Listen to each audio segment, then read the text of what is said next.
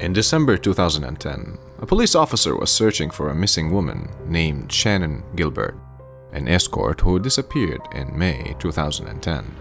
On the night of her disappearance, Shannan was working as an escort and had arranged to meet a client in Gilgo Beach, Long Island. During the encounter, something apparently went wrong, and Shannan became frightened.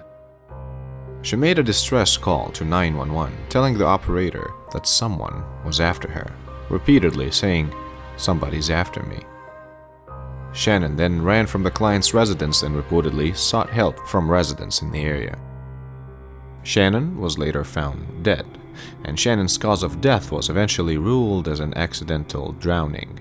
The circumstances surrounding her death were consistent with someone trying to escape from danger, as she was found in a waterlogged area. It's believed that Shannan likely got lost and disoriented while attempting to flee. Several people called the police that night, but when law enforcement arrived, they were unable to locate her. During the search, they discovered the remains of 4 women. All 4 victims were identified as sex workers who had been reported missing. In the following months, more bodies were found in the same area. In April 2011, 6 more bodies were discovered. Among them were remains of a young Asian male and a toddler, who was later identified as the child of one of the victims found earlier. The total number of bodies found on Long Island related to the case reached at least 10. Most of the victims were women who worked as escorts or prostitutes. The killers seemed to target individuals involved in the sex trade, like a modern-day Jack the Ripper. They ranged in age from their late teens to their early 30s.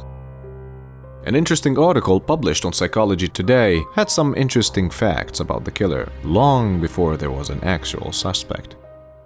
It states the following: what has become of the so-called Long Island serial killer who terrorized New York City some years ago? You may recall that 10 corpses, including at least 6 known female prostitutes whose bodies, some dismembered, were discovered on the South Shore of Long Island, New York, between December 2010 and April 2011.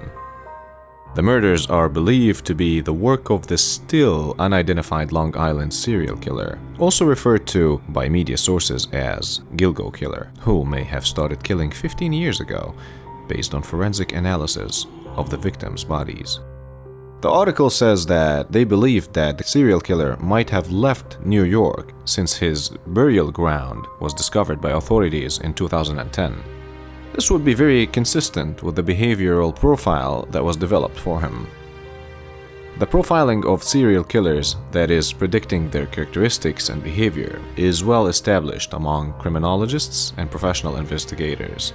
The unknown serial killer of 6 young white female prostitutes on Long Island, New York, and 4 other unidentified victims, including a female toddler and a young Asian male believed to be a sex worker, is an organized killer. This means that he plans and executes his murders with great care, making him very difficult to apprehend. After establishing contact with his victims on Craigslist, a classified advertising site on the internet, he met them on his own terms, killed them, and then transported their bodies for disposal along Ocean Parkway on Long Island. In contrast to the meticulous Long Island serial killer, the infamous Jack the Ripper in 19th century London was a classic disorganized killer and a homicidal maniac whose crimes were spontaneous. He slashed his victims and left them in a heap where they died. Based on the principles of behavioral profiling, the unknown Long Island serial killer is most likely a white male in his late 30s or 40s. He's likely married or has a girlfriend, well-educated, technologically adept, and well-spoken. He may even be charming. He's financially secure, has a reliable job, and owns a car or a truck. Although he does not currently live on or near Ocean Parkway on the South Shore of Long Island, he's intimately familiar with the area and may have once lived there. Most of all, he is careful and meticulous. He knows how to cover his tracks. The victims had similarities: sex workers who had smaller body frames. The victims were bound at the head, midsection, and legs by camouflage burlap. The victims were contacted using burner phones, which the killer would discard shortly after they were killed. The burner phones were tracked The search led authorities finally in 2023 to one man.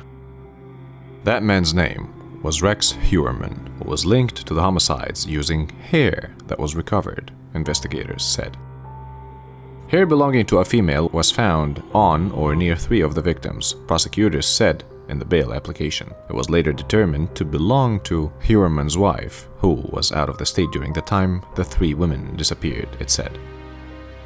Friends of the suspect expressed shock at his arrest. They said he owns a Manhattan architecture firm and belonged to a New York City-based networking group known as the Dream Team. A woman who was a colleague of his said, "I knew him as a friend and a colleague, and I'm completely surprised. I did not see this coming." Actor Billy Baldwin said he also went to school with Heuermann and they were classmates. It's been said that after Heuermann's arrest that investigators found a concerning internet search history that allegedly showed that the man had obsessively looked up his victims and their siblings. Other online activity allegedly showed Heuermann had looked up information about the investigation over 200 times in a 14-month span and searched specific terms, such as why could law enforcement not trace the calls made by the Long Island serial killer, and why hasn't the Long Island serial killer been caught, according to the district attorney. Investigators first zeroed in on Heuermann after a witness gave a description of a vehicle believed to be used by the killer. Detectives then used motor vehicle records to track down Heuermann and his Chevy, which helped lead to his address and later his DNA.